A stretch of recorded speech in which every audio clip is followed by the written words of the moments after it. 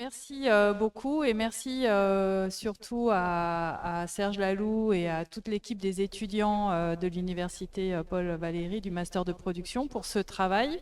Je crois que c'est la 5e fois qu'on organise voilà, ensemble cette recherche. On avait commencé par l'Espagne pendant le Covid, puis il y a eu le Brésil, il y a eu la Colombie, Cuba et le Chili cette année. Vous avez peut-être vu que l'on a un peu développé tout un paysage à partir de ce point de travail autour de la coproduction, puisqu'on a créé, mis en place le fil rouge Chili et on a valorisé toute la présence chilienne dans le festival, que ce soit à travers les délégations, les productions, les coproductions, les experts présents en rencontres professionnelles, etc. Et en fait, on se rend compte que la présence, elle est extrêmement, extrêmement importante, en fait. C'était vraiment, et un peu sans le vouloir spécifiquement, puisqu'on s'est appuyé sur les sélections qu'on avait faites, des choses qui étaient déjà engagées.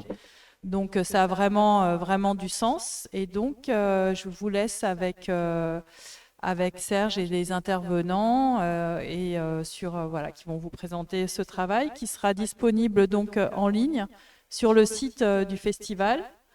C'est le guide de la coproduction à destination des professionnels français et étrangers aussi avec le Chili. Merci.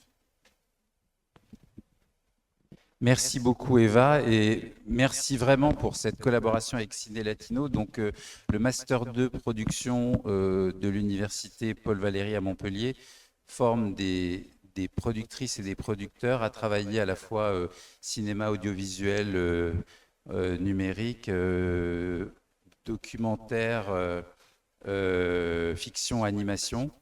Et c'est une formation de 6 mois suivie de 6 mois de stage. Et au cœur de cette formation, il y a donc ce travail autour d'un pays invité, donc en collaboration avec Ciné Latino. Donc déjà, effectivement, remercier les 20 étudiantes et étudiants, enfin ex-étudiantes et étudiants, qui furent professionnels bientôt, qui sont là, présents dans la salle. Et je vous les recommande, si jamais vous cherchez des gens dans vos entreprises, dans vos boîtes, voilà. Ils sont prêts à s'engager. Et on fait ce travail qui est un gros travail, qui est vraiment destiné aux professionnels, qui est un travail qui n'est pas du tout un travail universitaire, qui se veut un guide pour comprendre à la fois. Je pense qu'on ne peut pas coproduire, et on le verra bien lors de nos discussions, si on ne sait pas où on met les pieds. C'est-à-dire qu'on comprend bien comment résonne, comment fonctionne, comment travaillent les gens cette année au Chili, les années précédentes dans d'autres pays. Et à partir de là, on peut commencer à établir des vraies relations. Donc voilà, merci à vous. Donc on va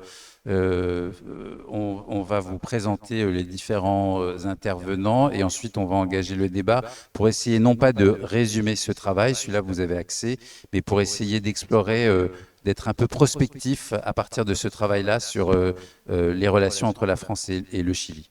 Et donc on va animer ce débat avec Francisca. Francisca, à toi. Je me présente, je m'appelle Francisca Lucero. Moi, je suis programmatrice. Je fais partie du comité de sélection des documentaires de Ciné Latino. Puis je travaille aussi pour le FID Marseille. Je suis responsable du FID Lab, la plateforme de coproduction internationale du festival. Mais je suis là dans un tout autre rôle, puisque je suis chilienne. Et donc, mon rôle, c'était d'accompagner les étudiants dans leur recherche, de les guider, de les orienter et de les mettre en relation avec des intervenants, enfin des personnes pertinentes pour leur recherche. Donc voilà, j'espère avoir contribué à votre recherche et je tenais vraiment à vous féliciter parce que c'est très impressionnant. En fait, je pense que c'était pas une tâche facile pour vous de découvrir ce pays. Et donc, voilà, vous avez bien réussi à faire un travail très, très riche, très intéressant. J'ai appris beaucoup de choses aussi. Donc, félicitations et voilà. Je laisse la parole.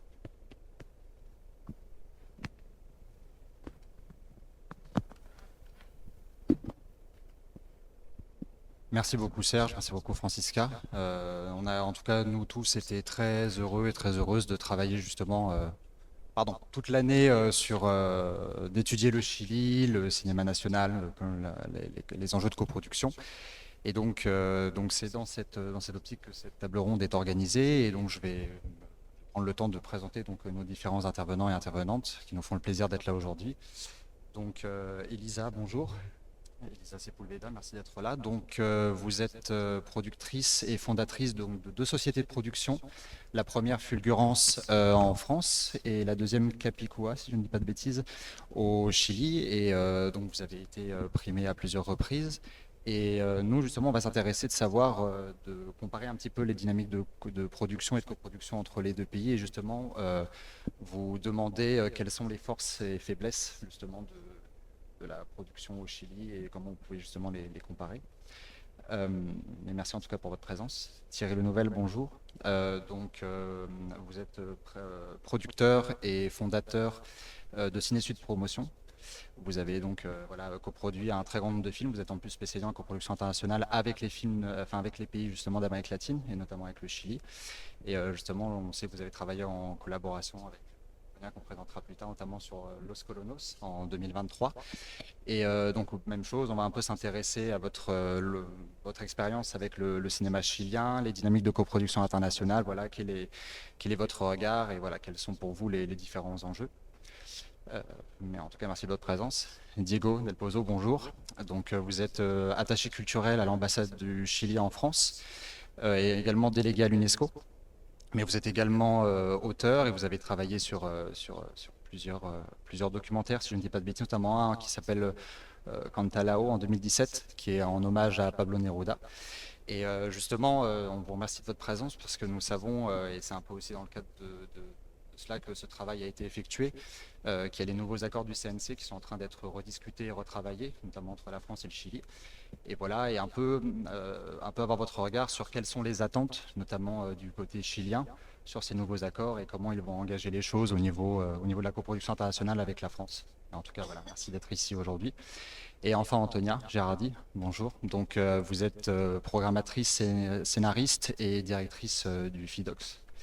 Et comme je l'avais dit un peu plus tôt, vous avez travaillé déjà sur plusieurs projets. Vous avez notamment signé donc, Los Colonos en 2023, projet sur lequel a travaillé Thierry Lenouvel. Et on est heureux ici de votre présence, car on aimerait un peu avoir votre vision et votre regard sur la promotion internationale du cinéma national chilien et comment justement, quels sont les enjeux pour vous justement de la coproduction inter et comment on peut le favoriser internationalement. Voilà. En tout cas, merci beaucoup. Et donc, je commence par vous, Elisa, si vous êtes d'accord. Donc, je vais vous laisser la parole. Merci.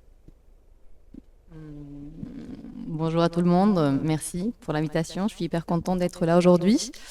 Avant de répondre, je voulais juste faire un petit bravo pour les documents que vous avez préparés. J'étais hyper étonnée quand je les reçus par mail. J'avais essayé d'être hyper bonne élève et de chercher un peu des données. Combien de films avaient été produits au Chili et avoir quelques données très dures pour vous raconter aujourd'hui. J'ai contacté plein d'associations, des distributeurs, plein d'associations que vous avez notamment répertoriées ici. Et tout le monde m'a dit « Ah non, mais en fait, on n'a pas les infos, il n'y a pas d'observatoire, personne ne l'a toujours pas fait, tu peux voir ici, par là ». Je commençais à chercher un petit peu, je me dis « Ah non, mais ça va être un travail totalement dingue ». Et j'étais très très surprise que le travail a été fait. Et j'ai même parlé aux collègues au Chili en disant « Ah mais ne vous inquiétez pas, il y a des étudiants en France qui ont fait un travail de recherche super ». Et je commence aussi par là parce que ça relève aussi un peu une petite précarité qu'on peut avoir au Chili, qui est liée avec un système national de subventions qui est beaucoup plus concentré qu'en France. C'est-à-dire qu'on a un grand appel par an qui soutient quelques projets, mais c'est beaucoup plus petit qu'en France. Et donc, de manière générale, les sociétés, les producteurs, les réalisateurs sont un tout petit peu plus précarisés parce qu'ils travaillent un peu le jour au jour et ils font tous, en tout cas tous les producteurs moyens, ils font tous à côté soit des cours, il y en a certains qui ont même des petits business, resto, hôtel, etc. J'exagère, mais quand même un peu. Et la publicité aussi. voilà, donc il y a ça qui est, comment dire, qui est un système qui en dépend des subventions de l'État et en même temps l'État qui dépend d'un système où ils doivent, ils doivent, ils dépendent de l'argent de l'État et donc il y a un budget annuel pour les films parce qu'on n'a pas un système comme le CNC en France qui est indépendant. C'est-à-dire qu'en France, le CNC, et Thierry pourra l'expliquer beaucoup mieux que moi, mais en France, le CNC, il est indépendant, donc les ressources, ils sont attribuées d'une autre manière. Et c'est une institution qui a l'indépendance pour dire on va dépenser un peu d'argent en avril, un peu d'argent en mai, un peu d'argent en octobre, alors qu'au Chili, on est tous calés sur un appel par an avec un budget de l'État qui doit être utilisé et distribué et alloué à la fin de l'année. Et ça, voilà, et ça peut sonner très technique, mais en fait, c'est pas anodin parce que ça peut dicter énormément la manière dont la production au Chili, notamment la production indépendante de cinéma d'auteur, on va dire, va être configurée et va être aussi développée. Oui, bien sûr.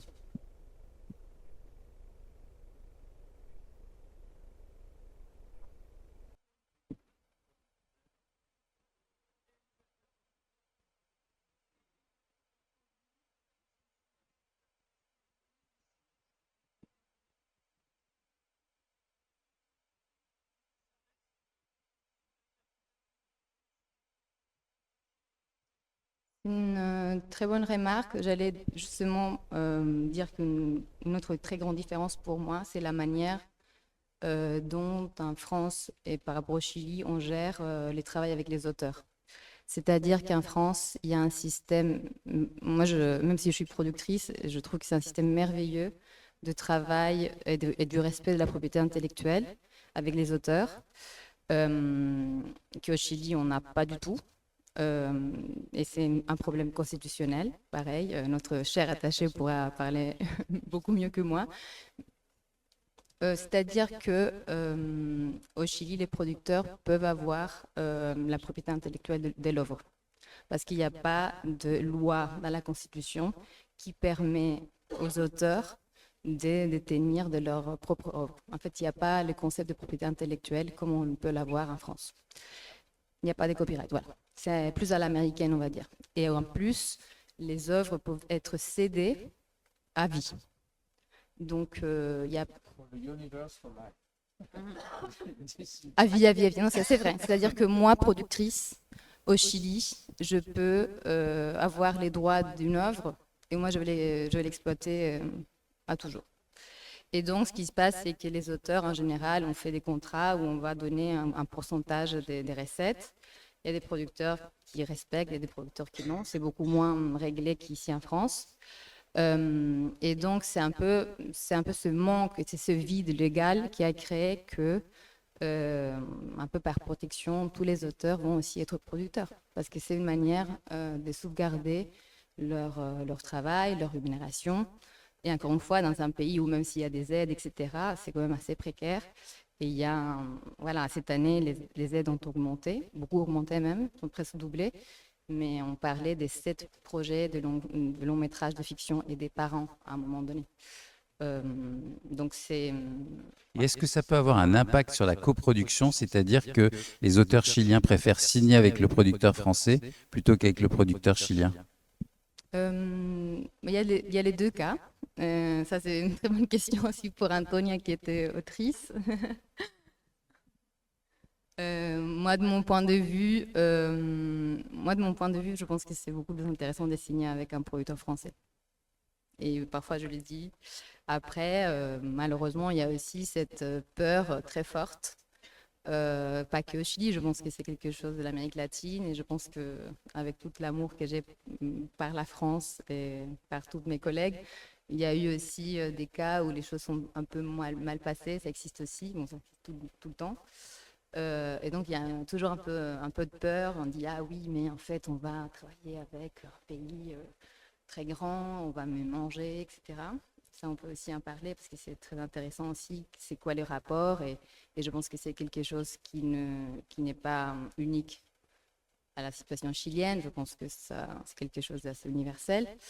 Euh, mais effectivement, quand un réalisateur chilien comprend comment ça se passe, ils sont assez émerveillés. Moi j'ai souvent, moi au Chili, avec ma société chilienne, en fait, je me suis formée en France et je travaille en France depuis un moment. Et donc, j'ai un peu acquis certaines manières de travailler plus à la française. Et j'ai déjà eu des remarques au Chili qui me disent: Ah, mais c'est quand même génial, toi tu fais ça. Et moi je dis: Ah oui, oui, parce que personne m'aurait proposé ça. Et que pour moi, c'est souvent assez évident. Et voilà, c'est une bonne déformation professionnelle. Il y a quelques années au Chili, il y a eu un mouvement d'une réforme constitutionnelle où aussi ces questions-là ont été réévaluées. Et je pense, et bon, maintenant il y a aussi des syndicats, il y a aussi un syndicat des auteurs, et je pense que peu à peu, les auteurs, réalisateurs et scénaristes sont aussi en train de se poser la question j'espère et je pense que ça va doucement évoluer.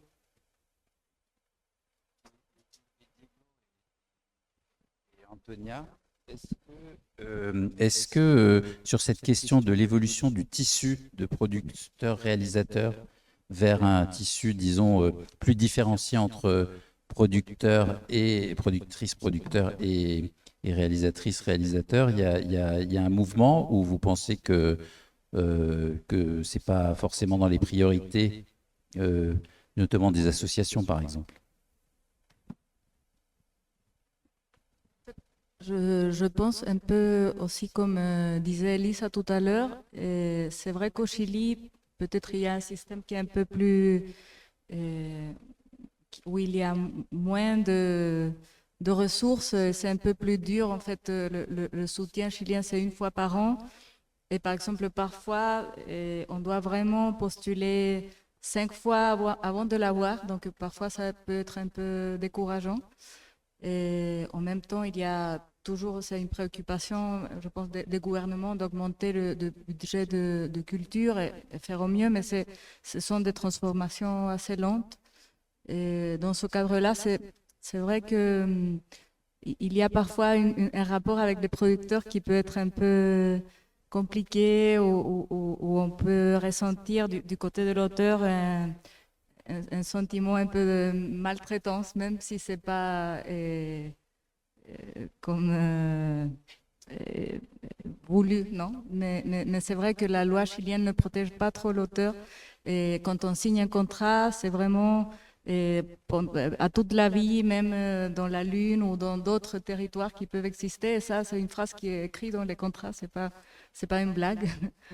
Et c'est quand même fort. Et c'est vrai que dans ce cadre-là, plusieurs réalisateurs essayent d'être eux-mêmes des producteurs, mais en même temps, c'est toujours compliqué parce que je trouve que dans ce cadre-là, le modèle français est intéressant d'avoir une personne qui est là pour aussi marcher, être comme une espèce de miroir qui peut te donner d'autres avis et aussi un peu redoubler les regards pour penser vraiment comment ce projet sera entendu ailleurs.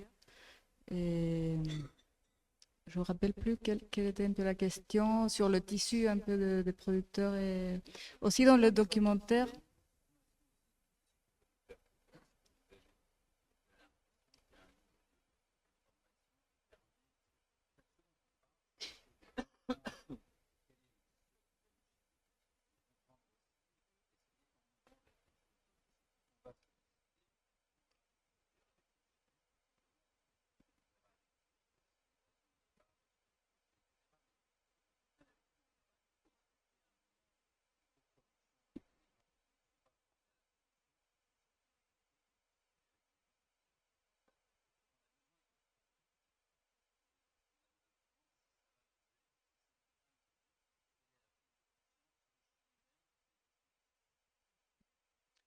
Je pense que aussi la formation au cinéma au Chili, il y a eu tout un moment pendant la dictature où les écoles ont été fermées. Donc c'est un mouvement qui a repris avec la démocratie. Et c'est vrai que peut-être maintenant il y a plus d'attention dans les écoles, dans le métier du producteur même. Mais je pense que oui, que ça se professionnalise. Et il y a aujourd'hui plusieurs jeunes producteurs aussi qui sont très ouverts à la coproduction et qui sont en train de gérer ça d'une façon avec beaucoup d'énergie. Et moi aussi, je ne suis pas productrice à la base, donc peut-être je ne suis pas la meilleure personne pour répondre à ça. Mais aussi, je vois dans le domaine des documentaires à chaque fois comment les projets s'envisagent d'une façon un peu plus du début, un peu plus aussi en rapport avec le monde, et un peu. Peut-être avant, ouais, on regardait souvent des projets qui étaient plus autoproduits. Et de ce moment à ici, il y a eu comme une espèce d'encouragement aussi à la coproduction. Et à chaque fois, plus un peu les délégations chiliennes dans les festivals sont plus nombreuses. Et il y a un peu cette envie aussi de faire des projets qui soient un peu plus universels et qui peuvent parcourir un peu le circuit des festivals.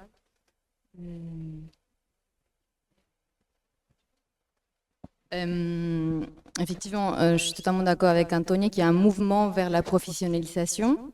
Il y a de plus en plus, avant c'était une petite partie des producteurs, un peu toujours les mêmes visages, les mêmes personnes qui allaient à des gros festivals, etc. Et je pense qu'il y a une nouvelle génération de producteurs qui s'est petit à petit établie.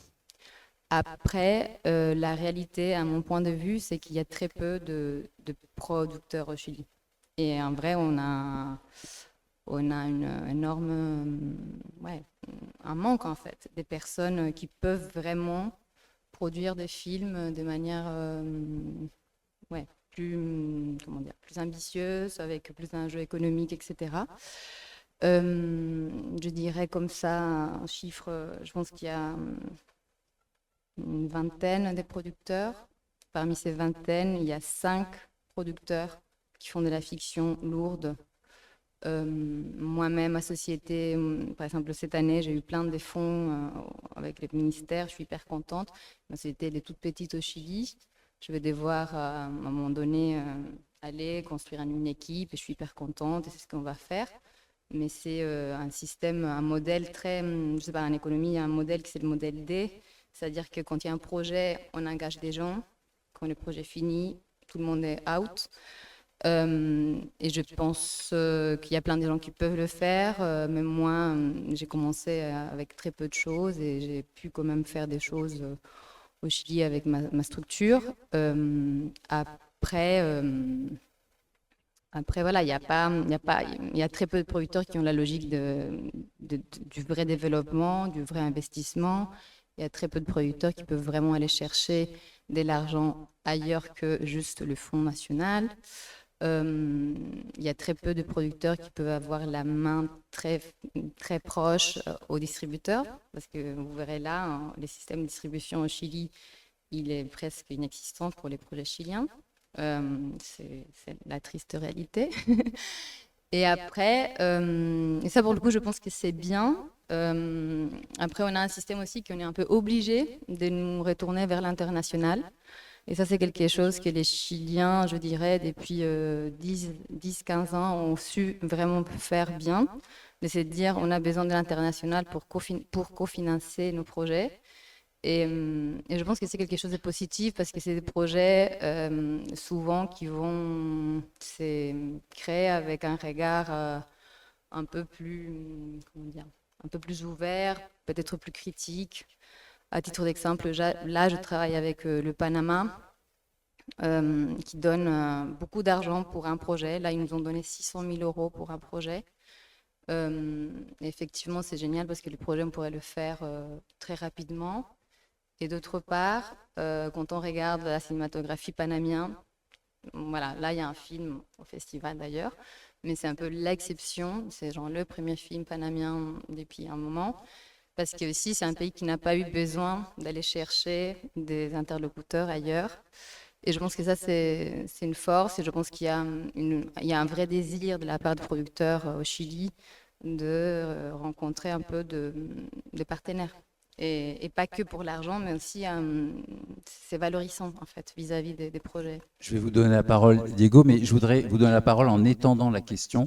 C'est-à-dire, vous voyez, dans un pays comme la France, on voit bien que on est beaucoup dans une discussion production cinéma, mais que la question se pose beaucoup plus largement maintenant. Et qu'avec l'arrivée des plateformes au Chili, avec la façon dont les marchés se structurent mondialement, on ne peut pas parler que de production d'œuvres de cinéma telles qu'on pouvait le faire, j'allais dire, au XXe siècle, mais qu'au XXIe siècle, on a maintenant une nouvelle typologie de producteurs qui se déplacent sur tout le champ de la production, audiovisuel, cinéma, séries télé, etc. Et donc, est-ce qu'on voit ce mouvement-là se mettre en place? Donc, c'est pour ça que je vous pose la question. Est-ce qu'on voit émerger ce type, puisqu'on voit que les plateformes s'installent au Chili, est-ce qu'on voit du coup l'émergence d'autres générations de productrices et de producteurs qui sont, disons, dans une autre approche de la question de la production?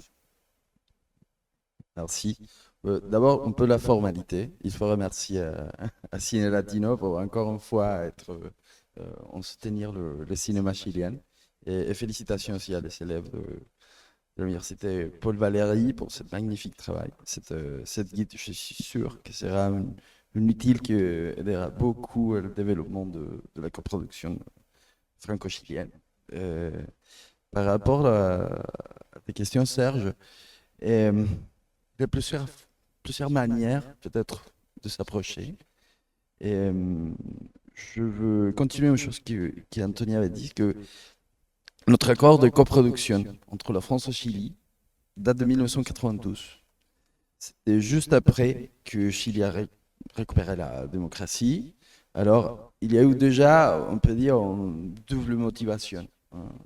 D'abord, c'était un pays, la France était très impliquée avec la récupération de la démocratie au Chili, mais aussi il y a eu plein de réalisateurs et réalisatrices chiliennes qui ont resté en France, et il y a eu l'envie aussi de collaborer, de travailler ensemble dans le développement d'une industrie qui était un peu détruite à l'époque, et 33 ans après, tout a changé radicalement, et notamment l'industrie chilienne se professionnalisée. Moi, je dirais même les dernières 15 ans, quand on a commencé un peu à travailler au cinéma, cette figure de réalisateur-producteur était le plus commun, spécialement dans l'environnement de documentaire.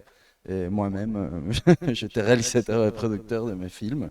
Et aujourd'hui, on voit qu'au niveau formation, on peut dire cette première pas de l'industrie cinématographique, au niveau de formation, il y a plusieurs de jeunes producteurs et productrices de fiction, documentaire, même de séries, d'animation, voilà, qui ont commencé à créer une nouvelle industrie de cinéma chilienne. Et ça, c'est du côté un peu les gens qui travaillent dans le cinéma. Après, ce gouvernement a presque doublé l'essai pour la production de cinéma, et ça c'était l'année dernière. Et pour cette année, on attend de encore augmenter les bourses. Alors, ça veut dire, même si on a un système, comme Elisa vient de dire, tout est privé, qui fait que c'est très compliqué d'avoir un environnement, on dira, de prendre soin de notre environnement cinématographique. Et tout dépend un peu de l'État. Et les aides de l'État sont la base, et la grande base pour le développement du cinéma. Et c'est pour ça que toute cette augmentation va contribuer à avoir un cinéma un peu plus fort dans le futur. Alors, je suis fier de tout ce qui s'est passé pendant ce gouvernement. J'ai l'espoir aussi que ça va créer quelques résultats assez importants dans quelques années. Et ça, cette figure réalisateur, producteur, va bientôt changer, à mon avis. Et on aura un niveau de production en équipe un peu plus professionnel, comme on le connaît ici en France aussi. Et ça d'un côté. Après, sur les coproductions, ça c'est autre chose qui est très importante aussi, parce que depuis 1992 et aujourd'hui, c'est pas seulement que les industries cinématographiques ont changé, le cinéma même a changé. On a le cinéma, tout est numérisé aujourd'hui. En plus, on a les plateformes, on a les séries, on a l'animation. Et tout ça a été hors l'accord de coproduction de 1992, 92. Après, à l'époque, on n'a pas eu un ministère de la Culture. Tout dépend de tous les cinémas étaient sous le ministère de l'Éducation au Chili. Aujourd'hui, on a déjà un ministère de la Culture. Alors, pourquoi je raconte tout ça? Parce que tous les processus pour avoir une industrie comme lesquelles on a aujourd'hui, même si il manque beaucoup, a été plus compliqué aussi parce qu'on a besoin de développer l'État en même temps. À mon avis, aujourd'hui, on a un niveau assez bien pour commencer à avoir une coproduction un peu plus forte aussi avec la France. Le président Macron, en même temps, on a aujourd'hui une bonne relation politique. Le président Macron et le président Boric, ils sont assez, on dirait amis, ils aiment bien de faire des lives en conjoint, les deux, mais en plus, les deux sont très, on dirait, les deux sont conscients de l'importance de la culture. C'est pour ça qu'on la visite.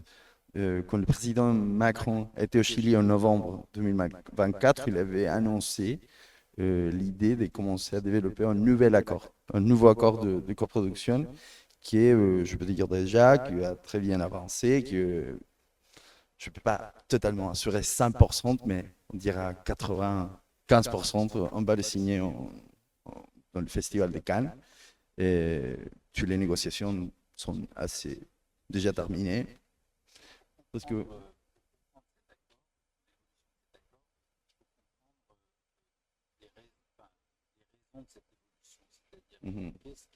par exemple, côté chilien, qu'est-ce qu'on imagine de l'évolution de la production au Chili qui nécessite de revoir cet accord? Qu'est-ce qu'on veut faire rentrer dans cet accord? Parce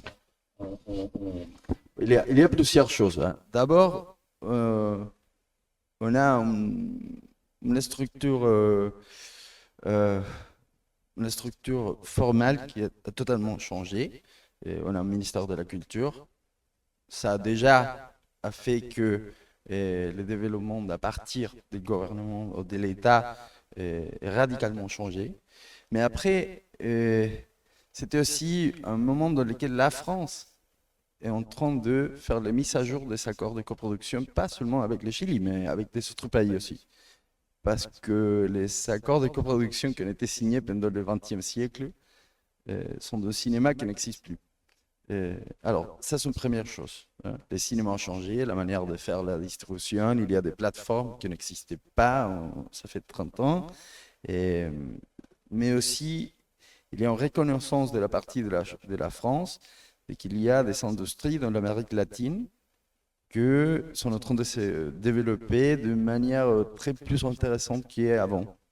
Et cette reconnaissance, à mon avis, c'est le vrai avis pourquoi il était tiré la France pour vraiment signer, re-signer au fait, cette mise à jour de l'accord de coproduction. Je ne sais pas si je pris un peu la parole. C'est une extension des genres, c'est-à-dire que c'est du coup l'accord ne va pas rester uniquement sur le cinéma, une extension, une modification de ce qui est éligible et pas éligible dans cet accord, parce que c'est en même temps, je ne vous demande pas les chiffres précis, ce que ça traduit, c'est l'endroit des négociations. C'est-à-dire, est-ce qu'on décide que la télévision rentre dans cet accord, que tous les gens rentrent dans cet accord, qu'on a fait une analyse économique des coproductions précédentes et donc on va modifier aussi les possibilités économiques des uns et des autres, etc. C'est en fait, je préfère, pour pas vous obliger à dévoiler des trucs que vous ne pouvez pas dévoiler, que vous parliez plutôt à partir de quel constat la partie, du moins chilienne, négocie cet accord. Et oui, c'est vrai, parce que je ne peux pas beaucoup parler encore, hein, mais malheureusement, j'aimerais bien, mais euh, en tout cas, l'accord n'inclut pas la série, la télé, par exemple.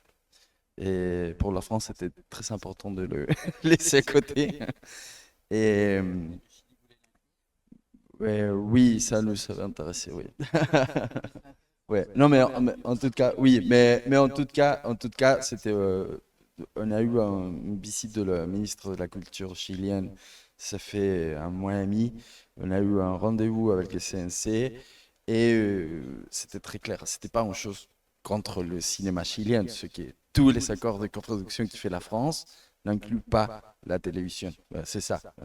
Et on aimerait bien d'avoir un grand contrat, un grand accord de coproduction qui inclut la télé, qui inclut la radio, qui inclut tout, mais voilà, et ça ne marche pas comme ça. Et en tout cas, c'est cette mise à jour qu'est-ce que je veux dire de la mise à jour de l'accord, donc je cite maintenant. Une des choses que, à mon avis, c'est très important, c'est qu'il peut créer une espèce d'équilibre entre tous les systèmes de financement le cinéma chilien, parce que ça va avoir une réaction du côté chilien, normalement, parce qu'on apprend le savoir-faire que vous savez ici en France, et on va commencer à les développer idéalement. Et le CNC nous a donné beaucoup d'expertise sur de quelle manière on peut créer un financement plus stable en même temps, à partir de la distribution, à partir de qu'est-ce qu'on peut faire avec les plateformes comme Netflix, Amazon, blablabla, etc. Et ça, c'est des choses qui commencent à se développer à partir des discussions qu'on a eues grâce à les mises à jour de l'accord de coproduction. Ce sont des choses qui ont sorti de cette conversation, qui peuvent avoir un impact un peu plus grand dans l'industrie globale du cinéma chilien, et qui notamment vont avoir aussi, à long terme, on dira, un impact dans l'industrie dans sa totalité. Je ne sais pas si je suis très abstrait, mais Et peut-être tourner la question du coup vers Thierry et puis même Elissa, dans cette mise à jour de l'accord, justement, quelles seraient les attentes pour vous de retrouver dans la mise à jour et quelles ont peut-être été aussi les difficultés que vous avez trouvées en termes de coproduction avec le Chili? Moi, je vais parler un petit peu comme quelqu'un qui est d'une ancienne époque, parce que je ne fais pas de films pour les plateformes, je ne fais pas de films pour la télévision, je fais des films que pour le cinéma. Et pour le cinéma, c'est vrai qu'un accord de coproduction plus souple pour nous, pour participer à des projets, parce que moi je suis un homme de projet, c'est les projets qui m'intéressent et puis les gens qui les portent. Et donc c'est évidemment plus de souplesse. Par exemple, je prends un exemple concret, avec le Brésil, on peut faire une coproduction avec le Brésil si on n'amène que 10% dans le financement avec le Brésil. Et avec le Chili, je sais que l'ancien accord, c'était 30%, et avec une dérogation, on pouvait obtenir un agrément de production à 20% d'apport de financement. Ce genre de contraintes, alors je les comprends, mais économiquement je les comprends, mais c'est vrai que plus de souplesse nous permet de participer à des projets, parce que c'est pas parce qu'on n'est qu'à 10% dans le financement d'un projet qu'on va rien faire.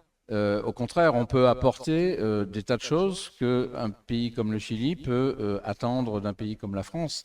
Et c'est vrai que c'est... Alors bon, il y a toujours des contraintes qui sont un minimum de points pour les techniciens, les industries techniques qui participent à un projet. Mais plus de souplesse, pour résumer, plus de souplesse dans la coproduction, forcément nous permet d'accéder et d'aider des projets à se faire. Donc moi, je suis pour ça. Maintenant, peut-être que, je ne sais pas, peut-être que je suis trop permissif en ouvrant la porte. Est-ce que du coup, je peux te prendre au mot et te poser une question sur, toi qui travailles avec pas mal de pays, quand tu travailles avec le Chili, est-ce que tu trouves un niveau dans tous les postes qui est au niveau des standards aujourd'hui internationaux de production?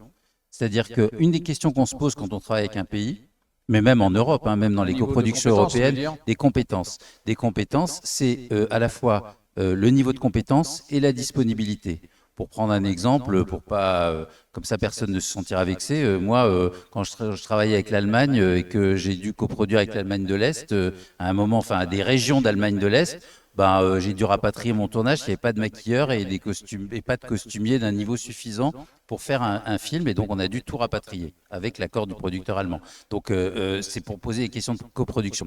Deuxième question, quand on a fait le travail sur le Brésil, on s'est rendu compte que les plateformes, la montée des plateformes absorbait tous les techniciens compétents pour des productions télévisuelles, et quand on voulait faire du cinéma, on était obligé de faire venir des assistants ou des chefs-op, etc., des autres pays d'Amérique latine, parce qu'il n'y en avait plus de disponibles au Brésil. Donc, concrètement, toi, quand tu travailles avec le Chili, est-ce que par rapport à d'autres pays, est-ce que il y a des endroits où tu fais attention, il y a des endroits où, enfin, est-ce que tu as des problèmes concrets de travail sur ce terrain-là? Moi, déjà, quand je travaille en particulier avec le Chili ou un autre pays d'Amérique latine, je suis dans une situation de coproducteur minoritaire. Je ne suis jamais dans une situation de producteur majoritaire délégué qui va monter un projet ailleurs. Je ne suis pas dans une attitude postcoloniale, on est bien d'accord. Je suis là pour aider un projet à se faire, et je suis à l'écoute de la demande du producteur, parce qu'en général, quand un projet m'intéresse, ce qui m'intéresse aussi, c'est le couple producteur-réalisateur qu'il y a derrière ce projet. Et donc, je suis à leur écoute, leurs besoins. Je me souviens qu'en Colombie, par exemple, quand j'ai démarré à la coproduction avec la Colombie, il y avait un problème avec le son et la post-production du son. Et je sais que j'ai envoyé plusieurs fois un mixeur à Bogota qui lui-même a participé à former des gens qui maintenant mixent à Bogota. Donc, je pense qu'au Chili, c'est pareil, mais je suis dans des pays comme ça où, franchement, au niveau technicien, il y a un niveau de compétence qui est reconnu. Et franchement, j'ai pas obtenu, alors peut-être que toi, Elisa, tu vas dire, oui, j'étais obligé de venir en France chercher ci ou ça. Moi, en tout cas, j'ai pas été confronté à ce genre de problème. On m'a pas demandé. Puis c'est vrai qu'aussi, le coût des techniciens français par rapport au coût des techniciens latinos fait aussi pencher la balance quand il faut faire un choix. Donc, j'ai pas eu ce problème. Le Chili est un pays où, je pense, il y a un niveau de technicien, mais alors, voilà. Antonia et Elisa, vous qu'est-ce que vous en diriez? Peut-être je connais pas trop. C'est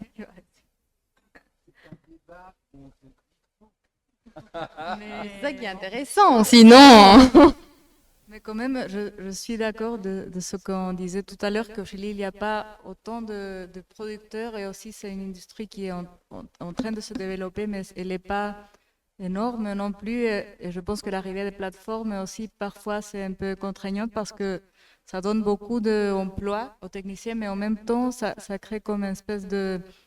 aussi un monopole. Et il y a parfois, j'ai entendu des histoires, ça c'est seulement comme un gossip, mais des films qui ne peuvent pas arriver à former leur équipe parce qu'ils sont tous déjà engagés par des grandes boîtes de production qui un peu emploient tout le monde dans des séries qui durent très longtemps. Donc c'est un emploi plus fixe. Au Chili, on n'a pas d'intermittence, par exemple.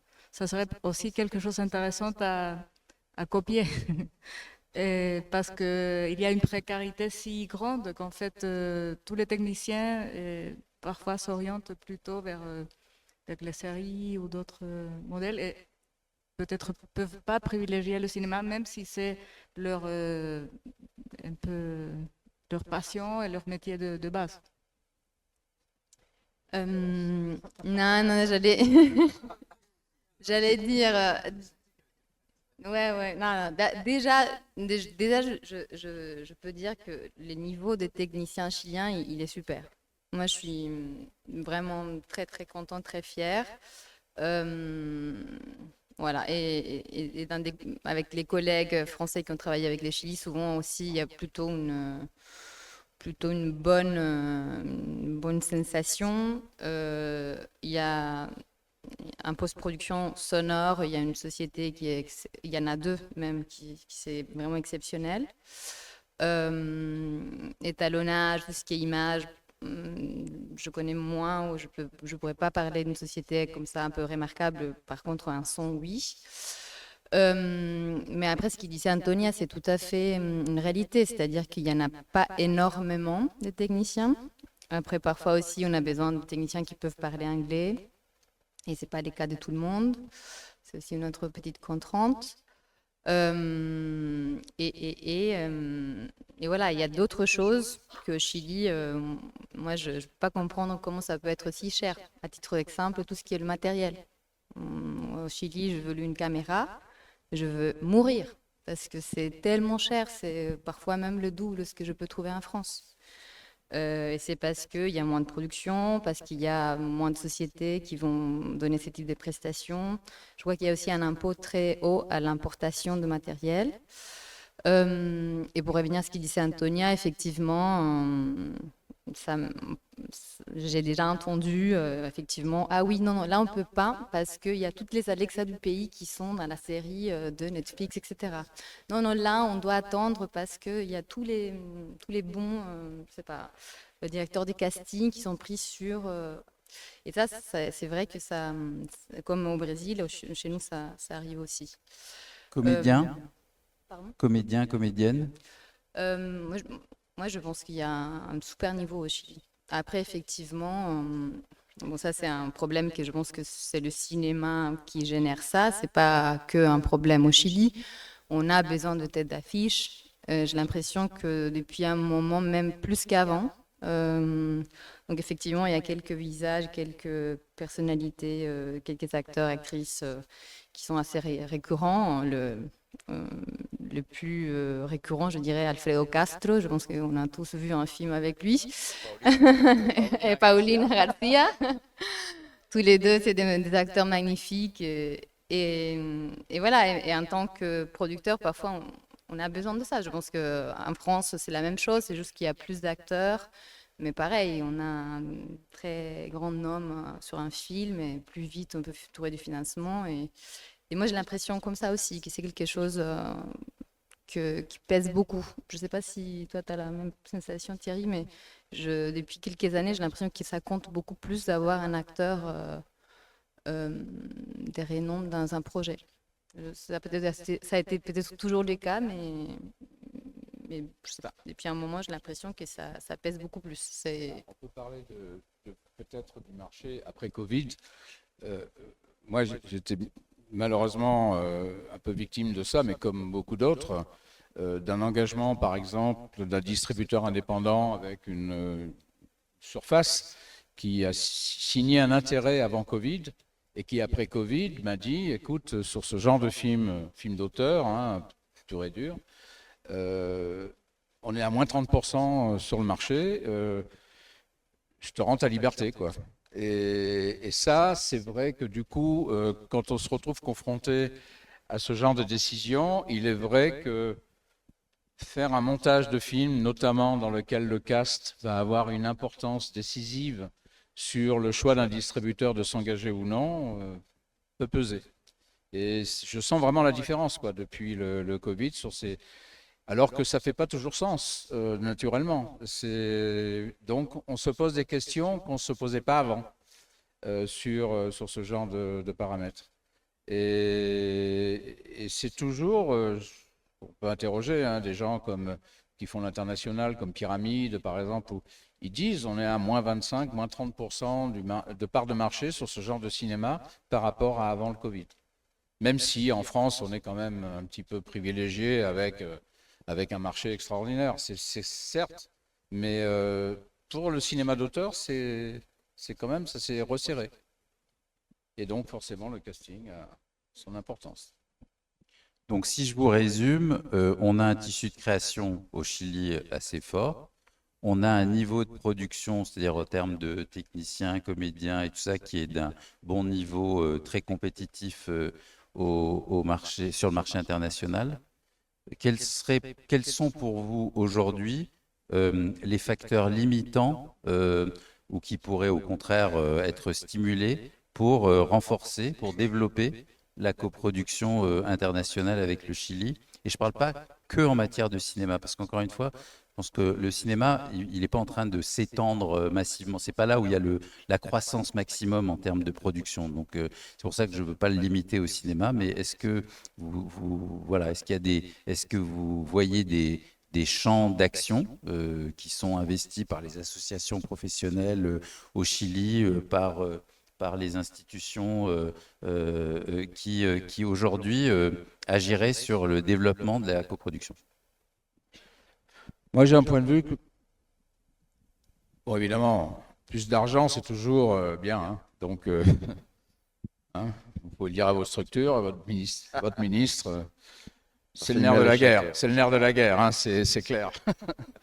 Et il est vrai que des pays comme le Chili, comme d'autres pays en Amérique latine, avec les aides nationales que vous avez, les soutiens nationaux que vous avez, ça ne suffit pas pour produire les films. Donc, vous êtes obligé de vous tourner vers la copro internationale. Et ce que je vois depuis quelques années, c'est le cas par exemple du producteur chilien des Colons. Il fait beaucoup de coproduction internationale en tant que coproducteur minoritaire. Et donc, je pense que ça, c'est important d'aider ces producteurs, pas à s'expatrier, mais à rentrer dans des coproductions à l'international, parce que c'est la constitution d'un réseau, c'est la constitution de connaissances sur le marché international, sur les autres compétences développées dans d'autres pays, et de se positionner, parce que le Chili est un pays qui est quand même peut se positionner avec ce niveau de compétences qu'il y a dans les techniciens, ce niveau de compétences qu'il y a dans la qualité des projets, parce que, je veux dire, soyons clairs, moi j'ai fait que 2 films avec le Chili, Le Christ aveugle, compétition Venise, Les Colons, sélection officielle à Cannes. C'est pas que de la chance, c'est qu'il y a un niveau de qualité dans le savoir-faire du Chili sur ce genre de film qui est reconnu. Donc, moi je dis, s'il y avait peut-être quelque chose à développer, aider vos producteurs à s'investir aussi dans les copros internationales, parce que ça participe à leur formation, à les aider. Alors, mais il est clair qu'il faut qu'ils sortent. Il ne faut pas qu'un producteur reste dans son pays, au Chili. Et je prends le cas de Giancarlo, par exemple. Giancarlo, qui n'est peut-être pas un producteur de terrain, comme on dit à l'ancienne, mais c'est un garçon qui a su développer des contacts internationaux, qui arrive à financer les films. Les Colons, 8 coproducteurs. Taïwan, la Suède, le Royaume-Uni, l'Argentine, c'est plus à côté, la France, voilà, quand même, c'est une construction. Moi, Giancarlo, je l'ai connu, il était tout petit coproducteur minoritaire, bon, grâce à Ibermedia. C'est quand même important. Sur La Terre et l'ombre, le film colombien de César Acevedo. Il était coproducteur minoritaire à ce moment-là, c'est là que je l'ai connu. Et c'est comme ça qu'on a entretenu des discussions, des relations. Il me proposait des projets, je disais oui, je disais non. Et puis finalement, Les Colons est arrivé, quoi. Merci Thierry. Je me sens un peu interpellé. Hein. Voilà. Non, mais, Donc, et en tout cas, oui, tu as tout raison. Et je peux te dire que dans les dernières 3 années, Chili a signé un contrat, un accord de coproduction avec l'Espagne, qu'on n'a pas eu avant. Avec la France, on est en train de signer le mise à jour. Et on a commencé déjà, on a fait une mise à jour de l'accord de coproduction avec les Taïwan, qu'on n'a pas eu avant aussi. On a eu un truc trop petit. Et maintenant, on a commencé pour signer un accord de coproduction, et ça reste entre nous, hein, mais avec l'Inde. Et alors, ça veut dire que les cinémas chiliens commencent à avoir aussi un œil sur sur le reste du monde. Et ça va changer aussi sur le sujet que tu évoquais avant, pour le mise à jour de l'accord de coproduction qu'on aura avec la France. Et ça va changer aussi le minoritaire, majoritaire. Ça va nous aider beaucoup aussi. Mais sur les sujets, sur des autres sujets, et je veux changer un peu sur la production, je vais y aller dans un autre sujet. Et un souci qu'on a au Chili, c'est au niveau de l'audience. Et ça, à mon avis, ça c'est une des choses les plus graves, parce que, tu veux dire, tu as fait le Christ aveugle qui a été à Venise, les colons qui ont été à Cannes, voilà. Mais qu'est-ce qui se passe avec ce film une fois qu'ils sortent de la salle au Chili? Et c'est pas seulement qu'on a un grand niveau, c'est vrai, le cinéma chilien passe pour un moment exceptionnel aujourd'hui, c'est excellent. Mais est-ce que l'audience chilienne reconnaît ça? Le film de la Reine, par exemple, ça marche? Ouais, il marche mieux que des autres films, mais si tu fais une comparaison avec Avengers, je sais quoi, ben, il n'y a aucune chose à dire, tu vois. Et après, Guzman, oui, mais pas beaucoup, hein. Mais pas beaucoup. Alors, c'est pas la même chose comme ici en France, c'est plus connu. Et, après, il y a 1 milliard de petites productions, moyennes productions, qui ne s'arrivent pas à la grande salle. On a un réseau de salles. Voilà, une semaine, et c'est plutôt pour faire un check. Tu dis, bah, tout le monde, on est totalement au courant que si on fait un grand effort de financement pour être dans les grandes salles et tout ça, après une semaine, on sera hors des salles. Pardon, j'ai pas lu le bouquin, toute dernière chose. Est-ce qu'il y a un cinéma commercial national? Et il y a, ouais. Il y a, mais ça, c'est vraiment exceptionnel. C'est un du film par année. Ouais, c'est ça. Et ouais, voilà. Ça, c'est aussi exceptionnel. Mais normalement, les choses que je voulais dire, c'est que finalement, on a besoin de reconnaissance internationale de films chiliens avant de sortir dans les salles chiliennes. Sans la reconnaissance de grands festivals, de prix internationaux, hein, c'est impossible vraiment de le faire. Alors, et ça, c'est un travail qui prend de long temps. Hein. Ce que disait Diego, que même, par exemple, le film de Sébastien Lelio qui était aux Oscars, en fait, il a presque fait une... oui, juste très peu de spectateurs à la fin. Je pense que la moyenne, ce que nous disaient les distributeurs pour les colons au Chili, la moyenne d'un film chilien, c'était entre 3000 et 6000 spectateurs pour un film chilien. C'est vraiment très très petit. Par exemple, nous, avec les colons, le film a fait presque 25 000, je pense. C'était beaucoup, mais c'est très peu aussi en comparaison en France, par exemple. En France, c'était 85 000. 80 quelque chose. Donc, ce que je voulais dire aussi, c'est que tu parles de cette reconnaissance à l'international dont les films chiliens ont besoin, mais je ne suis pas sûre que les spectateurs chiliens se guident vraiment par cette reconnaissance. Il y a beaucoup de communication, il y a beaucoup de diffusion autour de ces films qui fait qu'ils ont une visibilité, mais en fait, ce n'est pas ça, peut-être à part pour Maite Alberdi, parce qu'effectivement, il y avait aussi le truc, les Oscars qui étaient derrière et qui du coup font un peu une fierté nationale.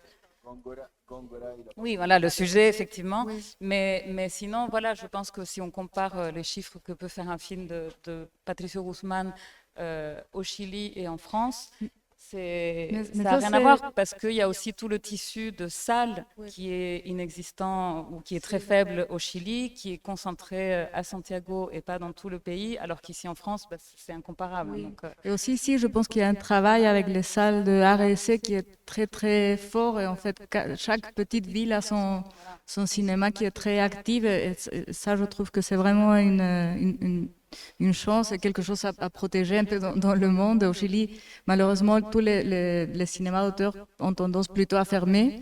Et il y a un réseau, comme tu disais, très, très petit. Et en même temps, par exemple, même les films, par exemple, ça, j'étais très étonnée quand je l'ai su, la nostalgie de la lumière de Patricio Guzmán était dans le bac, ici en France. Et au Chili, peut-être dans les écoles publiques, personne ne connaît Patricio Guzmán. Donc, c'est vraiment un travail aussi d'éducation à l'image que je pense que manque. Oui, ça a changé beaucoup maintenant, c'est vrai. Et avec le festival, par exemple, on essaye de faire ce travail de diffuser au mieux ce qu'on peut aussi le cinéma national. Mais c'est vrai qu'il y a comme je pense qu'un rapport avec le ministère de l'Éducation, ça serait bien quand même de continuer à travailler en ce sens-là. La question de l'éducation à l'image, elle est totalement presque inexistante. Elle est très, très, très faible au Chili. Quand moi je suis arrivée en France, j'étais impressionnée. Je sais pas, en France, les enfants à 4-5 ans, ils vont déjà au cinéma. J'exagère, mais il y a quand même beaucoup, beaucoup d'attention et il y a un vrai travail, même dans les écoles, où les enfants très, très tôt il y a un vrai lien avec le cinéma. C'est quelque chose qu'au Chili, on n'a pas eu. Moi, j'ai eu la chance, une fois, on nous a amenés au cinéma dans mon lycée, mais c'est quand même rare, c'est pas quelque chose d'habituel. On va essayer de prendre des questions, peut-être voir s'il y a des questions dans le public. Et après, je reviendrai vers vous pour vous demander à chacune et à chacun si vous étiez en mesure de changer les choses. Quelle est la première mesure que vous prendriez respectivement pour faire évoluer la situation? Est-ce qu'il y a des questions? Est-ce qu'il y a des questions dans le public?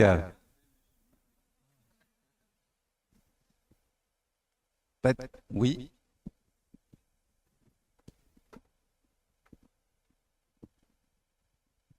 Bonsoir. Alors, je ne sais pas si c'est vraiment une question, mais oui, il me semble que quand même ce qui fait que des réalisateurs peuvent continuer à tourner en France, c'est le fait qu'on déconnecte la rentabilité d'une production du fait qu'on ait ces aides de l'État, les aides des régions, qui font qu'un Alain Guiraudy peut faire 7000 entrées ou 10 000 entrées sur un film et peut continuer, parce que ces films ne sont pas trop chers, peut continuer à produire, enfin à être produit, à être produit par quelqu'un pour peut-être après, parce que finalement il y a pas mal de films d'auteurs français qui font très peu même s'ils sont très bien distribués, même s'ils ont beaucoup de salles art et essai qui les programment, qui font pas énormément d'entrées. Et donc voilà, c'est une question plus que je me disais en écoutant ce que vous disiez, c'est est-ce que c'est pas le système de financement qui est très bien et qui permet de faire ça et tout par-delà? Parce que moi j'ai un souvenir qu'en Corée, quand le ministre de la Culture était un cinéaste, il a mis en place un peu l'équivalent de ce que j'ai compris du CNC, et on a vu sortir des tas de films coréens super qui ont fait des entrées partout, des prix, et dès que on ferme le nerf de la guerre, hein, le robinet, ça s'éteint. Hein, voilà, c'est juste peut-être une remarque pour savoir si je dis une grosse bêtise ou pas.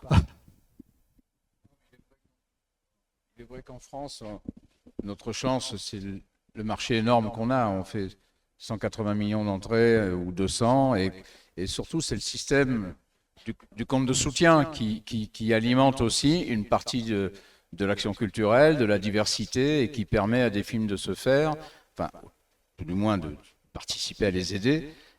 Sinon, voilà, mais tout ça, ça vient du marché, du succès du marché. Et c'est vrai que dans un pays où il n'y a pas beaucoup de public, c'est plus difficile à mettre en place des taxes prélevées sur les billets pour constituer un compte de soutien qui va être redistribué de manière proportionnelle ou non. On peut voir à quel point c'est important d'avoir un système comme cela aussi dans le cas d'Argentine, qui avait l'Inca qui fonctionnait un peu dans cet esprit comme le CNC français, et qui maintenant a pas de financement, et c'est vraiment, on voit s'effondre vraiment beaucoup de systèmes, comment le système de production est fragile. Mais je pense que par exemple au Chili, on n'a jamais eu ce système aussi parce qu'on a une logique assez peut-être néolibérale encore dans beaucoup de choses. Donc, et c'est ce que je pense que le gouvernement essaye de changer, mais c'est très ancré en fait que la culture doit avoir des revenus.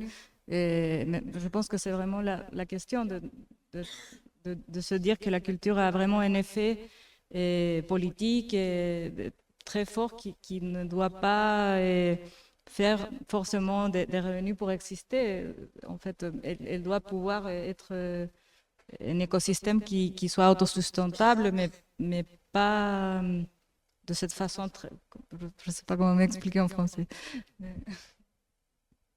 Non, mais c'est la question aussi. En France, c'est acté, on va soutenir des œuvres fragiles et tout le monde comprend comme ça. Et même je sais pas, une chaîne publique en France, nous on compte ça comme de l'argent privé, mais en vrai il y a quand même de l'argent public dans la chaîne que nous on le convertit en argent privé. Non, ça c'est une vraie question. On peut passer tout un autre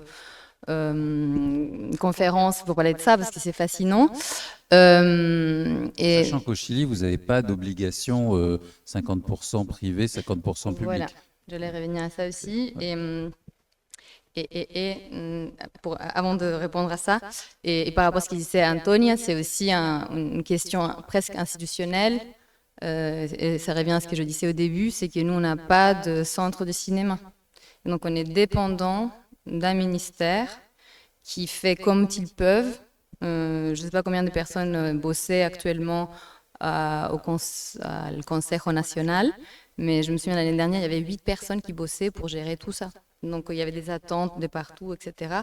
Et c'est la réalité, et on fait comme on peut, et ça a beaucoup amélioré, et très bien. Mais effectivement, il y a encore un petit développement à faire de mon point de vue institutionnel pour dire oui, il y a un vrai centre de cinéma qui peut fonctionner un peu comme fonctionnait l'Inca en Argentine, qui a copié les systèmes français. On récupère un peu les entrées, pas que des films chiliens, mais aussi des films américains, Avengers, ou même Netflix, quand ils vont venir au Chili pour filmer, pour tourner, ils vont diffuser des choses que tout le monde puisse payer un petit peu, et donc ça crée un cercle vertueux qui permet aussi de financer la production. Et ça, en France, ce système-là, il est très, il est très vertueux. Moi, j'ai été très, très impressionnée, et je défends énormément ces systèmes. Et je pense que c'est un exemple un peu pour tous les cinématographies, tous les pays voilà. Parce que ça permet justement aux petites œuvres plus fragiles, un regard d'auteur exister. Sinon, ce serait impossible. Mais c'est là, on peut dire que c'est fragile la situation au Chili, parce que jusqu'à l'arrivée du nouveau gouvernement, les cinéastes chiliens à qui je parlais étaient quand même effrayés par le tournant très néolibéral du pays, et donc où le financement, effectivement, le fait d'être envoyé à de l'argent privé était très prégnant. Que là, on a un moment où on pense un peu l'avenir différemment, avec des augmentations de budget sur des financements publics, donc plus culturels, moins inféodés à des retours immédiats. Donc ça permet à un moment une sorte d'accalmie dans cette pression qu'on avait quand même dans certains pays d'Amérique latine, où il y avait quand même une pression du privé, c'est-à-dire de renverser. Enfin, c'est toujours cette question d'industrie culturelle, c'est-à-dire quel terme vous prenez entre cet équilibre fragile où, quand en plus vous êtes une industrie en construction, la dimension culturelle, elle peut vite disparaître. Et j'avais l'impression qu'au Chili, ça prenait parfois des tournures difficiles. C'est-à-dire être producteur. Je pense que c'est plus facile aujourd'hui que c'était il y a 5 ans, quoi. Oui, bien sûr. Est-ce que le cinéma est considéré comme une exception culturelle au Chili? Ou est-ce qu'il rentre dans l'accord de l'OMC? Oui, il n'y a pas d'exception culturelle. Je pensais beaucoup qu'est-ce que tu viens de dire avant. C'est quelle est la mesure la plus importante qu'on peut faire? Il y a un milliard. Hein. Mais il y a une chose que c'est très intéressant de voir, qui peut faire un exemple clair. C'est quoi avoir un cinéma qui se développe dans un environnement néolibéral. Les frais qu'on a pour Netflix ou pour les plateformes au Chili, c'est moins de la tiers-part que les frais qu'a la France pour les plateformes. Ouais, Alors, et c'est une chose de connaissance finalement. Les frais de... Comment c'est dit, les taxes que les plateformes ont ici en France, 20%, ouais, au Chili, c'est autour de 6%. Alors, je me souviens, on a eu cette discussion avec la ministre, le vice-président de CNC, et lui nous avait dit que pendant le temps qu'on était en train d'augmenter les taxes, et la discussion elle était assez forte, mais que finalement, après les années, après 5 ans, je crois, qu'on commençait avec les taxes en 2021, je crois, 4 ans, et aujourd'hui, les plateformes ont vu que c'est une manière de nourrir aussi la diversité des productions et que c'est assez bien pour les plateformes même. Et au Chili, c'est impossible d'avoir une discussion comme ça. Et on a besoin de l'expertise, de l'expérience qu'a eu la France, qu'a eu même l'Allemagne, même en Espagne, pour commencer à avoir l'idée de trouver un équilibre entre les grandes entreprises internationales qui arrivent avec un modèle de business que pour nous, c'est impossible de le combattre avec notre constitution actuelle. Alors, ce sont des petites choses qu'on peut commencer à faire, on est en train de faire. On augmente les budgets, mais ce n'est pas suffisant. Et on peut peut-être négocier un peu avec les grandes chaînes de cinéma, des salles de cinéma, pour assurer la permanence de films chiliens plus loin qu'une seule semaine. Mais aujourd'hui, on peut, avec les mains, on n'a pas beaucoup de possibilités de changer. Et ça c'est assez triste, mais en tout cas, on est conscient qu'il y a plus de choses à faire, qu'on peut les faire en tout cas.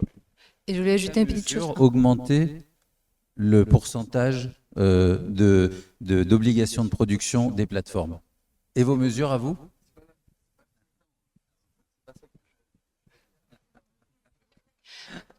Non, avant, en fait, je voulais dire quelque chose, mais c'est pas que au Chili. En fait, les poids de plateforme, je pense que dans la planète entière, elle est tellement forte. Et il y a eu une décision de la part des États, et ça c'est partout, de dire oui, on veut accueillir des tournages Netflix, et derrière, les États sont en train de donner ce qu'on appelle la tax credit et des crédits d'impôt. Que ça vient, bien sûr, ça va bénéficier nous, industrie, producteurs, etc. Mais en vrai, c'est aussi de l'argent de l'État qui va directement aux plateformes. Et Netflix, dans ses mesures et dans la manière dont ils vont travailler, ils vont aller plus dans des pays où ils vont avoir plus de tax rebate, cash credit, on peut l'appeler de différentes manières. L'Italie, c'est un exemple très très fort de ça.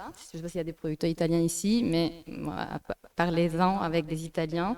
Parce que voilà, c'est même les Italiens, une fois, qui m'ont fait voir ça de manière très, très évidente. J'ai travaillé avec la Turquie l'année dernière. En Turquie, Netflix, pareil, ils ont un taux de pénétration énorme, mais aussi derrière, il y a l'État qui a beaucoup financé l'arrivée de Netflix avec les impôts.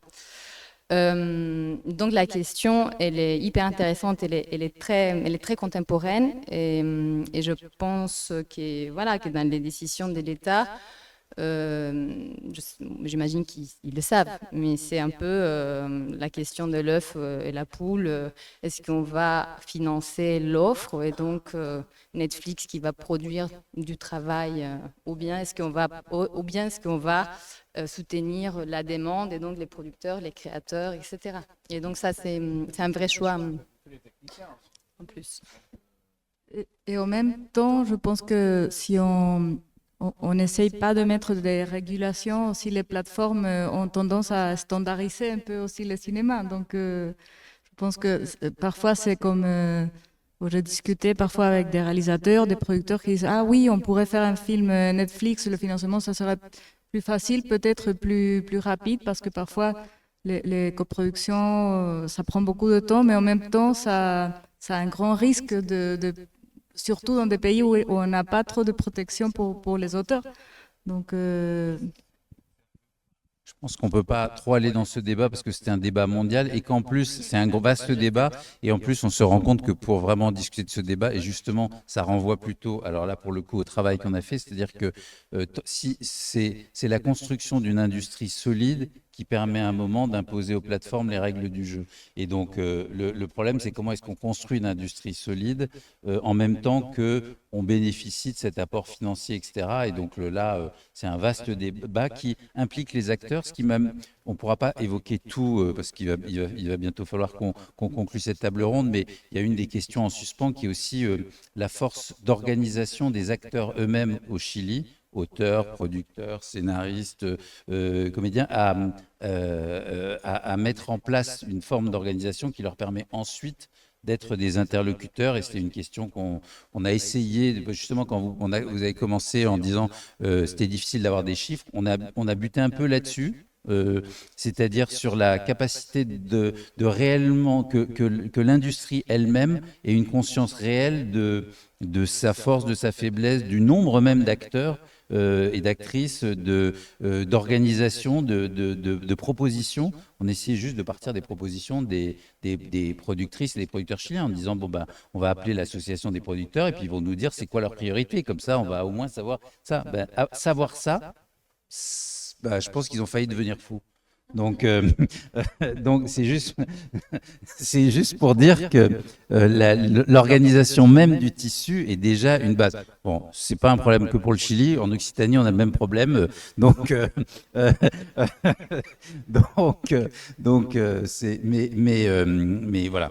Donc je vais quand même finir sur. Enfin, est-ce qu'il y a d'autres questions dans la salle? Sinon, je vais quand même finir mon tour de table parce que je voudrais avoir ma mesure pour chacun. Elisa. Moi, je pense, waouh. Je vais dire d'abord une petite chose pour finir aussi d'une très bonne note par rapport à la production avec le Chili, c'est qu'il y a aussi cette mesure de donner l'intégralité de l'argent tout de suite. Ça aussi, ce n'est pas le cas dans tous les pays. Et c'est quelque chose de très agréable parce que souvent, on est en train de courir pour les cash flows, pour pouvoir financer, finir, de payer les choses. En Italie, c'était 2 ans après. Oui, tout à fait. Et au Chili, en fait, on a l'argent, on signe la convention, on a l'argent tout de suite. Et c'est très rare, en fait. Et même en Amérique latine, il n'y a pas tous les pays qui sont comme ça. Et c'est quelque chose qui est excellent et que j'espère que ça ne va pas changer. Mais voilà, c'est quelque chose que j'apprécie beaucoup chaque fois que j'ai travaillé avec le Chili. Par rapport à quoi changer? Waouh, c'est une mesure. Alors, Ouais. Alors, ce que je changerais comme ça, par rapport au Chili et par rapport à la manière dont on sélectionne les projets, en fait, dans le processus de sélection des projets qui sont aidés, ça a déjà changé un tout petit peu, mais d'une part, il y a toute une analyse technico-financière et une partie artistique. Et j'aimerais, ou je préconiserais de changer un peu le modèle, un peu comme on fait en France, que souvent dans les commissions, notamment au Cinéma du Monde, on va d'abord faire une analyse artistique et ensuite on va passer à toute la partie technico-financière. Je sais que ça peut être plus lourd pour les comités et tout ça, mais c'est quelque chose à laquelle aussi je tiens un peu, comment dire, presque politiquement, parce que autre que juste l'argent et la facilité, je pense que les projets doivent exister aussi par ce qu'on raconte. Et voilà, et je pense qu'au Chili, il y a une cinématographie, il y a des histoires, et c'est ça en fait que j'aimerais toujours valoriser. Thierry, toi, c'est le pourcentage, j'ai cru comprendre. Bah, je vais pas répéter plus de souplesse et du coup plus de souplesse réclame plus de commissions dans l'année et pas une seule commission par an où on doit attendre, où on doit représenter. Imaginez, Antonia, elle a dit combien de fois Los Colonos? 3 fois, 4 fois? 5. Donc c'est pas possible quoi. Des films comme ça qui en plus ont besoin d'un soutien institutionnel. Non, mais je te regarde parce que c'est toi le porte-parole. Et donc, Non, mais c'est vrai que c'est attendre une fois par an, le mois de décembre, pour savoir si le projet il est soutenu par son pays ou non. Pour nous, en copro minoritaire, c'est difficile quand le projet n'est pas déjà légitimé par un soutien de son pays d'aller le vendre en France. C'est pas impossible, mais c'est plus difficile. C'est vrai que la commission, quelqu'un qui est membre d'une commission sélective en France, le Cinéma du Monde, on a 4 commissions par an. Franchement, c'est bien. Je ne veux pas louer le système français parce qu'il y a plein de trucs à dire, hein, mais c'est ça, au moins, c'est voilà. Déjà, c'est 3 mois, c'est long, hein, dans la vie d'un projet. Donc 3 ans. Ah, ouais. Je suis tout à fait d'accord avec vous que, par exemple, moi aussi, j'ai été lectrice au Cinéma du Monde ici. J'étais assez étonnée un peu de la bienveillance avec laquelle on regarde les projets et on peut d'abord, on est vraiment sur la partie artistique. Mais aussi, je pense qu'au Chili, c'est assez kafkaïen parce qu'en fait, on cherche avec quel point on peut pas prendre ce projet parce qu'on n'a pas d'argent pour soutenir. Donc, c'est vraiment, parfois, il y a des projets qui sont tous à 100 points et les commissions cherchent le détail pour ne pas le sélectionner. Donc, c'est vraiment des trucs de production. Non, ici, il manquait un chiffre et on le trouve et c'est disqualifié. Et ça, c'est très dur un peu. Et je pense que pour ça, il faudrait, comme disait Diego, chercher une façon d'avoir plus de ressources qui viennent peut-être du cinéma, et des blockbusters, des plateformes. Et aussi de l'autre côté, pour moi aussi, c'est comment on peut renforcer le circuit d'exhibition et protéger les films, parce que parfois, une semaine, c'est vraiment très peu. On voyait les films un peu à la guerre. Et on ne peut pas, comme ça, on n'arrive pas, on n'a pas un système de distribution aussi très fort encore, très professionnalisé, parce qu'en même temps, on n'a pas les salles. Donc, je pense qu'il faut établir un peu des priorités. Et ça commence pour moi tout petit, un peu l'éducation à l'image et aussi le rôle que les festivals peuvent faire pour générer plus de spectateurs. Mais je n'ai pas de mesures concrètes un peu. Parce que d'ailleurs, comme il y a une seule commission, les jurys qui va évaluer les projets, c'est un jury qui est pas forcément très spécialisé parce que tous les producteurs, tous les scénaristes, ils sont comme des fous en train de faire le dépôt.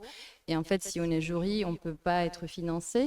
Donc finalement, les personnes, pas tout le temps, mais il y a des fois les personnes qui vont juger les projets, c'est pas forcément les personnes les plus qualifiées, etc. Je ne vais pas généraliser, mais il y a aussi un problème de ressources humaines, en fait. Et que moi, je vais préférer de postuler que d'aller lire des projets, parce que c'est juste un appel par an. Donc, en fait, c'est la question aussi de qui va évaluer ces projets soutenus. Certains pays, par exemple, ont cette idée de si tu as été sélectionné, peut-être après, tu dois un peu rendre service et aussi évaluer. Peut-être aussi ça pourrait être une bonne idée pour s'engager un peu d'une façon plus collective aussi. Francisca, tu as une mesure? Oui, tout à fait. Non, mais en fait, c'est que j'allais dire que dans les politiques culturelles de façon plus large, ces dernières années, il y a eu vraiment un énorme développement. Enfin, c'est indéniable, en fait, que ça a permis vraiment la construction et la consolidation d'une industrie. Mais ces politiques-là, elles ont été beaucoup orientées vers aussi une croissance vers l'étranger, en fait, vers l'international. Enfin, en tout cas, une exposition, une diffusion des films chiliens, une valorisation à l'étranger. Et donc, je pense que ça, c'est une mesure qui devrait changer maintenant, c'est de vraiment, comme dit Antonia, de regarder vers l'intérieur et de se dire, bon, comment on ouvre des places vraiment pour valoriser ces productions au Chili et créer des publics qui soient intéressés, et pas forcer des choses, mais qui aient un vrai intérêt, en fait. Parce que quand on voit le cinéma chilien depuis la France, on se dit, bah oui, le cinéma chilien est présent dans des festivals, il y a des prix, il y a des auteurs, tous les producteurs qu'ils ont interviewés soulignaient le fait qu'il y avait vraiment des auteurs et des talents très grands, très forts, mais ces auteurs, ils sont méconnus au Chili. La plupart. Donc voilà, je pense que c'est vraiment des politiques qui doivent aussi prendre en compte que, voilà, que ces films-là, il faut qu'ils soient vraiment considérés à l'intérieur du pays. Merci beaucoup. Merci à toutes et à tous pour votre participation à ce débat. Merci à vous d'avoir assisté. Merci encore au M2 de leur travail qui a permis cette rencontre. Et puis, bonne soirée à tous et toutes.